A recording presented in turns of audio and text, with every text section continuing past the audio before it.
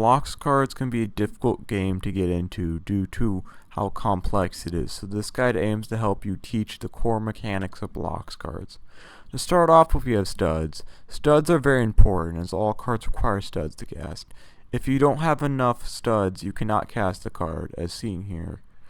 The cards that studs are used to cast consist of fighters, actions, and terrains. Fighters, when played, go to the board, protect you from taking damage, and allow you to attack.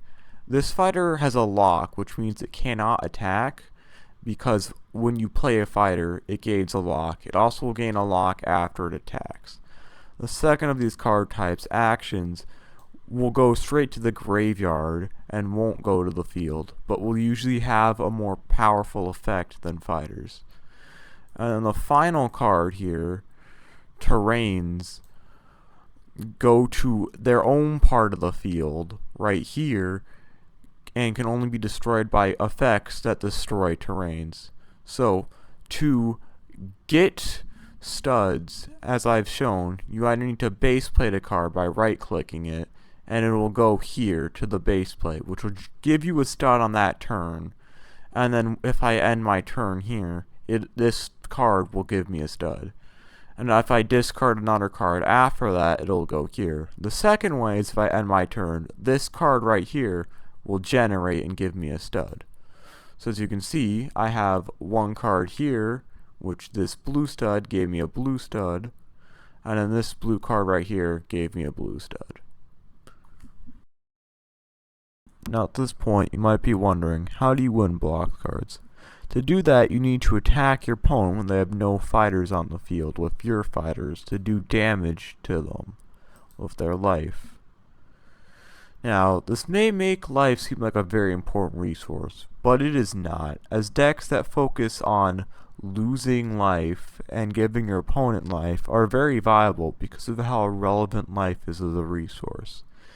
Above like 1500 HP, effects that make you lose life, like this Vinroll here, are very unimportant, as it would take 8 triggers for this Vinroll to kill my opponent at full health, and that's even excluding if they gained life. At this point, we've gone over what studs are and how to win games, so now I'm going to go over what packs I recommend.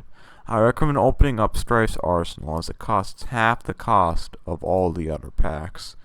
And I recommend building a Doge deck, as Doge is incredibly simplistic and basic to use, while also allowing you to learn basic fundamentals of the game. I already have a deck list in the pinned comment for to use. To use the deck list, you must paste it, and then go to Deck Builder, and then click on the button with the green arrow right here, and then you would paste it here, and then click the import button to give you your deck. Doges I recommend because, again, they're very simple and easy to use, but are also effective and can be used to win games while also teaching you basic fundamentals of Blox Cards, such as not overcommitting and base plate ranks. If you don't have all the cards in the deck, I recommend you can always add miscellaneous yellow cards to fully complete the deck list. And if you only have like 20 cards of the deck list, you can use the starter deck that is given to you until you get enough cards to complete the deck list. But I recommend using this deck list because it is better than the starter deck and allows you to win more games. Now that we're done with what deck I recommend using, we're going to go over a bunch of beginner mistakes I see noobs make. The first one of these is base plating way too many cards.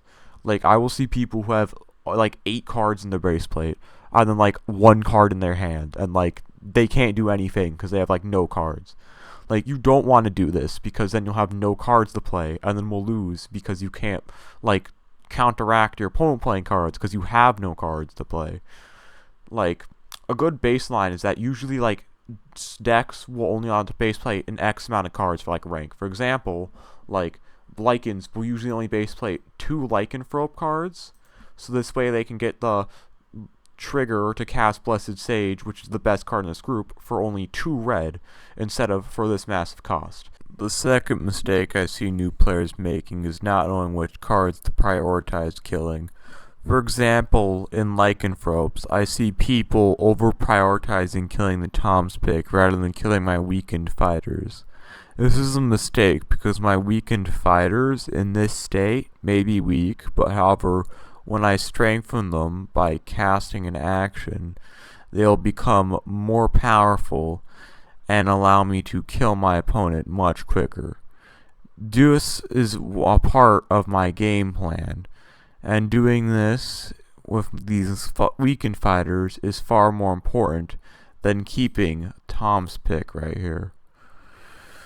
Now, generally speaking, which fighters you want to prioritize will be matchup dependent. For example, a gladiator deck, you will want to kill their gladiators as they have very powerful effects and are what the deck is built around.